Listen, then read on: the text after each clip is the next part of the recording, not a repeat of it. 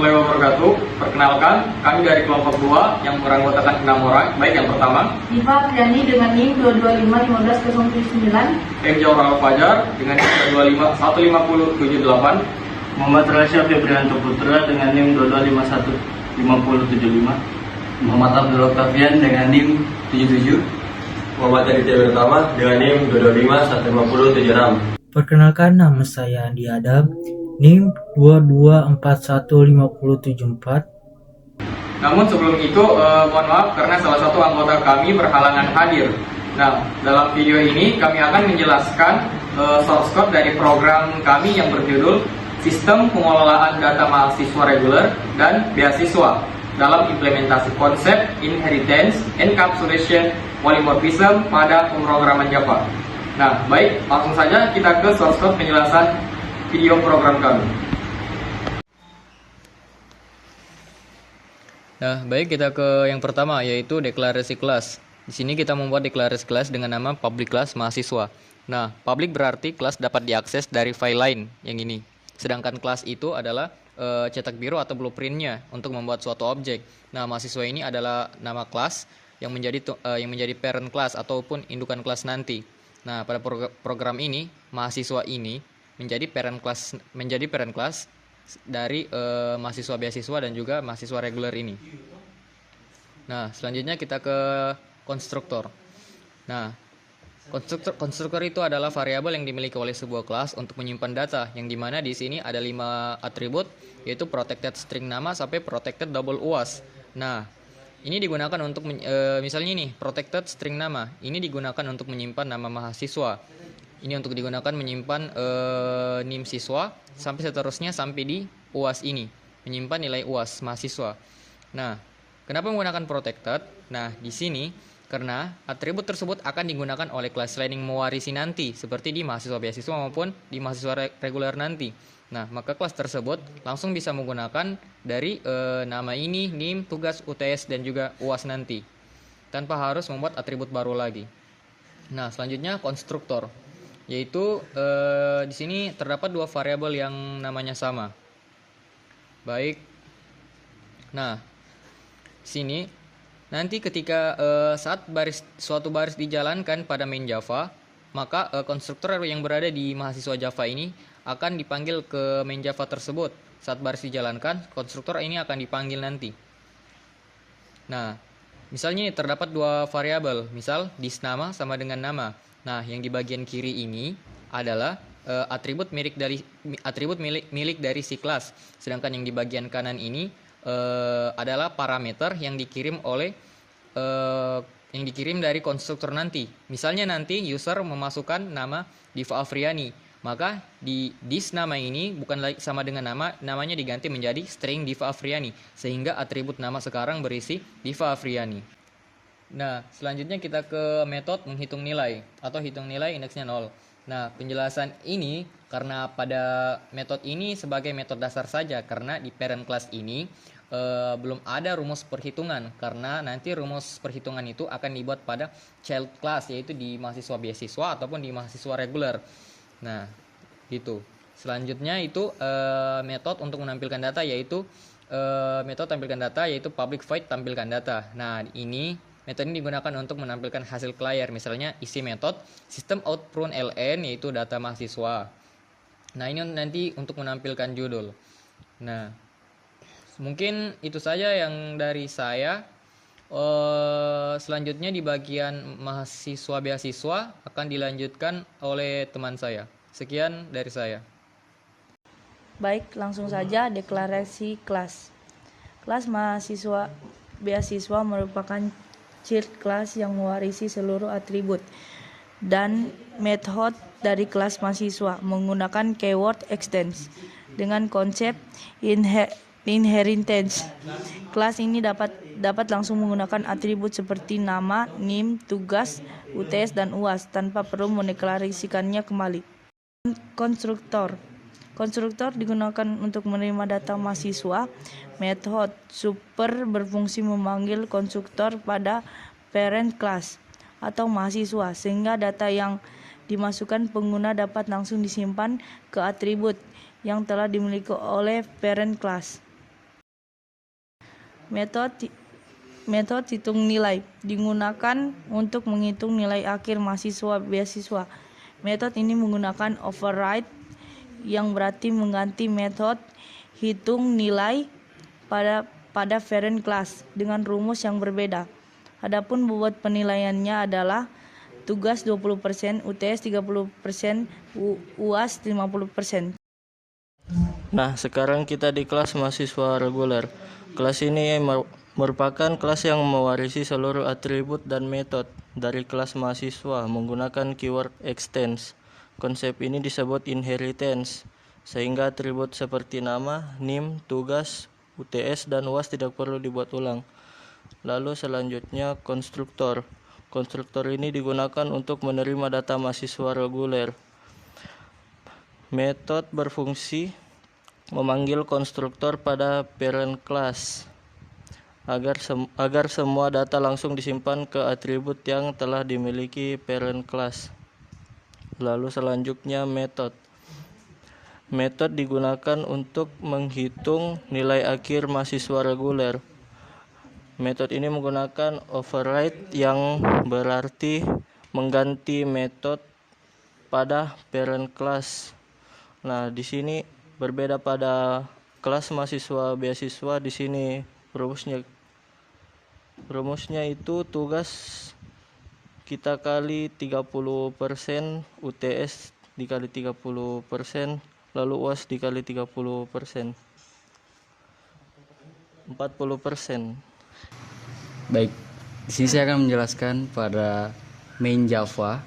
Jadi di sini ada nama file namanya import Java. Jadi baris ini digunakan untuk mengimpor kelas scanner dari library Java. Scanner ini berfungsi untuk menerima input dari pengguna melalui keyboard. Kemudian adalah kelas dan metode main-nya. Di sini penjelasannya, main merupakan kelas utama pada program. Di dalamnya terdapat metode main, yaitu metode yang pertama kali dijalankan ketika program dieksekusi. Kemudian membuat objek scanner. Objek scanner dibuat agar program dapat membaca data yang dimasukkan oleh pengguna seperti nama, NIM, jenis mahasiswa, dan nilainya. Kemudian ada input data mahasiswa. Nah, di sini program meminta pengguna memasukkan nama dan NIM, kemudian data tersebut disimpan ke dalam variabel nama dan NIM. Kemudian memilih jenis mahasiswanya. Program menampilkan dua pilihan jenis mahasiswa, yaitu reguler dan beasiswa. Kemudian pilihan pengguna disimpan ke dalam variabel pilihan dan akan digunakan untuk menentukan jenis objek yang dibuat. Kemudian penginputan nilai. Program meminta pengguna memasukkan nilai tugas, UTS, dan UAS. Nilai-nilai tersebut nantinya akan digunakan untuk menghitung nilai akhir mahasiswa. Kemudian akan dijelaskan oleh teman saya. Saya akan melanjutkan penjelasan untuk bagian proses eksekusi polymorphisme untuk sampai output akhirnya di main Java. Pertama, di baris ini kita buat dulu variabel namanya mahasiswa dengan tipe induk mahasiswa. Di sini letak kuncinya polymorphismenya. Kenapa? Karena variabel mahasiswa ini sifatnya fleksibel. Bahkan dia bisa pakai buat tampung objek dari mahasiswa reguler maupun mahasiswa beasiswa nanti. Nah, terus gimana cara program menentukan objek mana yang mau dimasukkan ke dalam variabel tadi? Di sini kita pakai percabangan if else. Di bagian logika ini, program bakal ngecek angka yang diinput user.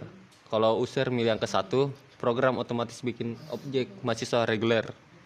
Tapi kalau user milih angka 2, yang dibuat adalah objek mahasiswa beasiswa. Nah, kalau user nginput angka lain yang nggak valid, program bakal langsung nampilin pesan error dan berhenti di situ. Setelah objek berhasil dibuat sesuai pilihan user, langkah selanjutnya adalah menampilkan hasil ke layarnya. Di sini kita tinggal panggil perintah mahasiswa tampilkan data.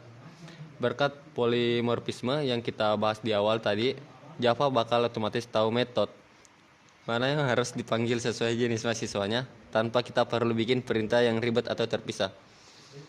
Terakhir, sebelum program benar-benar selesai, ada satu tahap pembersihan yang wajib dilakukan, yaitu menutup scanner. Kita panggil perintah input titik close, fungsinya simple tapi penting, yaitu untuk menghentikan fitur input dan membebaskan memori laptop yang tadi dipakai sama scanner. Sebagai kesimpulan untuk bagian main Java ini, sederhananya main Java ini adalah otak atau kapten dari aplikasi kita. Dia yang ngatur seluruh alur dari awal sampai akhir, mulai dari menerima input user, memproses polymorphisme, sampai menampilkan hasil nilai secara otomatis. Nah, sekarang kita ke kesimpulan dari berbagai macam kelas ini. Yang pertama yaitu kesimpulan dari kelas mahasiswa Java ini yang merupakan dari parent kelas semua ini. Nah, mahasiswa Java ini merupakan parent kelas yang menjadi dasar dari seluruh program ini. Nah, kelas ini menyimpan atribut umum yang dimiliki setiap mahasiswa, yaitu berupa nama, NIM, tugas, UTS, maupun juga UAS. Nah, selain itu, kelas ini juga menyediakan konstruktor untuk menginisialisasi data, metode, hitung nilai sebagai metode dasar yang nantinya di-override oleh child class, serta metode tampilkan data untuk menampilkan informasi mahasiswa seperti nilai akhirnya. Dengan demikian, mahasiswa Java ini menjadi fondasi penerapan konsep inheritance dan polymorphism dalam proyek ini. Selanjutnya kita ke kesimpulan dari kelas mahasiswa beasiswa yang merupakan dari child class, yaitu mahasiswa beasiswa. Nah, kelas mahasiswa beasiswa ini merupakan child class yang diwarisi atribut dan metode dari kelas mahasiswa tadi. Nah, kelas ini menggunakan konstruktor dan super untuk menginisialisasi data mahasiswa, kemudian mengimplementasikan metode overriding ini pada metode hitung nilai dengan rumus penilaian khusus mahasiswa, yaitu 20% nilai tugas, 30% nilai UTS, serta 50% nilai UAS. Melalui kelas ini, konsep inheritance dan polymorphism diterapkan sehingga program dapat menghitung nilai akhir sesuai jenis mahasiswanya.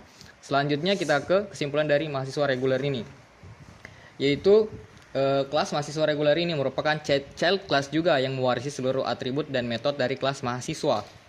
Nah, kelas ini juga menggunakan konstruktor untuk menerima data mahasiswa dan metode super untuk mengirimkan data tersebut ke parent class nanti di sini.